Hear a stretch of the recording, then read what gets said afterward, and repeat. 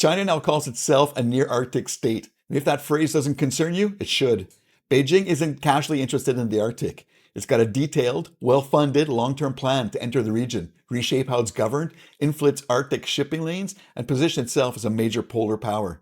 The country with the most to lose if China succeeds is Canada. In this video, we're breaking down exactly how China plans to enter the Arctic and why Canadians need to wake up long before it's too late. This is North of MAGA. I'm your host, Pierre Shields. Let's go take a look. Why China wants the Arctic. The Arctic's changing faster than any region on Earth. As sea ice melts, entirely new possibilities emerge. Faster shipping routes, untapped oil and gas reserves, huge deposits of rare earth minerals, new military pathways, and serious geopolitical leverage. China's paying attention. Even though it sits thousands of kilometers from the Arctic Circle, Beijing's declared itself a near-Arctic state, a term it invented purely to normalize its presence in the region, where it has no legitimate geographic claim. China's objectives are straightforward. It wants a voice in Arctic governance, access to future shipping routes that could reshape global trade, and a long-term foothold in the region for military, scientific, and economic influence. These ambitions aren't theoretical. China's already making quiet strategic moves. China's research stations, civilian or military. On the surface, China's Arctic activities look mostly scientific. Beijing frames them as peaceful climate research, environmental monitoring, and meteorological studies. But when you look a little deeper, those explanations start to break down. China now operates research stations on related partnerships in places like Svalbard in Norway, various locations in Iceland, and proposed expansions tied to Greenland and Northern Europe. While China describes its facilities as civilian scientific bases, a lot of what they do has clear dual-use purpose. They collect satellite and atmospheric data that can be repurposed for advanced surveillance. They monitor electromagnetic conditions that affect missile guidance and communications. They track weather systems that influence submarine operations.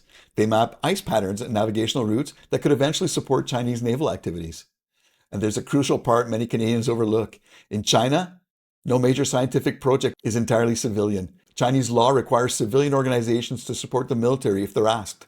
That means every Arctic research station can become a military asset overnight.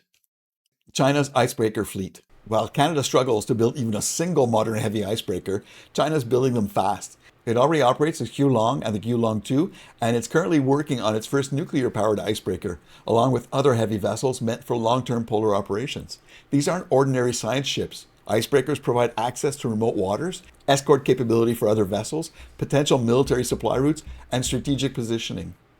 They also enable deep water mapping, a crucial part of submarine and surveillance operations. China understands something Canada's forgotten. In the Arctic, icebreakers are power. Without icebreakers, a country can't enforce sovereignty, control access, or project influence. China's building the fleet it needs to become a polar presence. Canada, meanwhile, is stuck with an aging and inadequate fleet.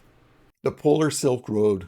One of the most worrying parts of China's Arctic strategy is its decision to fold the region into the Belt and Road Initiative, a massive global infrastructure and influence campaign that stretches across Asia, Africa, and Europe. China calls its Arctic extension the Polar Silk Road. The strategy includes investments in Arctic shipping routes, partnerships with Russia to support northern corridors, interests in deepwater ports, attempts to buy into Arctic mineral projects, and efforts to secure long-term access to Russia's northern sea route.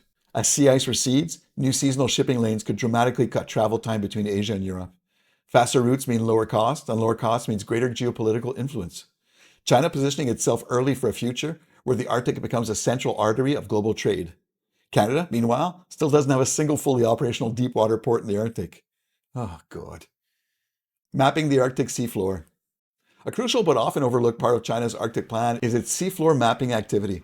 Chinese research vessels have been surveying deep channels, submarine-friendly corridors, seamounts, choke points, and locations that'd be ideal for underwater sensors and surveillance infrastructure. This matters because detailed seabed maps are essential for submarine navigation, anti-submarine warfare, undersea cable deployment, and long-term military positioning. China's not collecting this data out of curiosity. It's preparing for a future where the Arctic becomes militarized and strategically contested. And Beijing fully intends to have the information advantage. China and Russia, the Arctic Partnership. China can't enter the Arctic alone. It needs a partner with geography and infrastructure. That partner is Russia. Russia controls half of the Arctic coastline and already operates more than 50 icebreakers. It's reactivated Soviet-era Arctic bases, expanded its nuclear submarine patrols, built new deepwater ports, and controls the entire northern sea route. China and Russia have quietly built a strategic partnership focused on Arctic shipping, joint icebreaker development, energy projects, and scientific collaboration. China gets access, presence, and legitimacy. Russia gets capital, political support, and infrastructure funding. Together, they gain leverage over the North American Arctic, and that makes this partnership one of the most serious long-term security challenges Canada has ever faced. Why Canada should care? Canada's got the longest Arctic coastline on the planet, yet we're still one of the least prepared Arctic nations. We don't have enough icebreakers, patrol ships, deepwater ports, modern radar systems, surveillance satellites, unmanned drones, or strategic investment to actually protect our own north. We're also missing something even more important: political urgency. Meanwhile, Russia's militarizing the Arctic at a speed we haven't seen since the Cold War. China's positioning itself as a legitimate actor in polar governance. The United States is increasingly pushing for international control of waters Canada considers its own. And climate change is opening new routes far faster than our political system can react. Canada risks losing influence over its own north because we haven't taken the region seriously.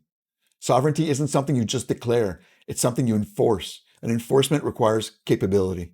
What Canada must do. To protect our Arctic sovereignty, Canada's got to make real, decisive choices. We need to build modern, heavy icebreakers, not decades from now, but now. We need deepwater ports in places like Churchill, Iqaluit, Tuktoyaktuk, and Resolute, so our Navy and Coast Guard can actually operate year-round. We've got to expand our radar systems and deploy modern Arctic surveillance, including drones and satellite constellations. Canada needs fighter jets that can reliably operate in extreme cold, which means picking aircraft that are actually suited for Arctic conditions instead of ones optimized for someone else's war zone. Our defense budget has to match our geography, not our complacency. And finally, we need real economic development in northern communities because sovereignty is strongest when northerners themselves benefit from what's happening in their own region. These steps aren't optional. They're essential if Canada wants a future as a real Arctic nation. Conclusion. China is preparing for the Arctic of tomorrow. Russia is already deeply entrenched in the region. The United States has its own strategic interests and its own playbook. Canada, though, is still stuck in studies, committees, and feasibility reports.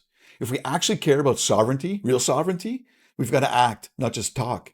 This is North of MAGA, and this is where Canada is going to decide whether it owns its future or loses it. This is North of MAGA. I've been your host, Pierre Shields. Thank you for spending time with me. Go play outside.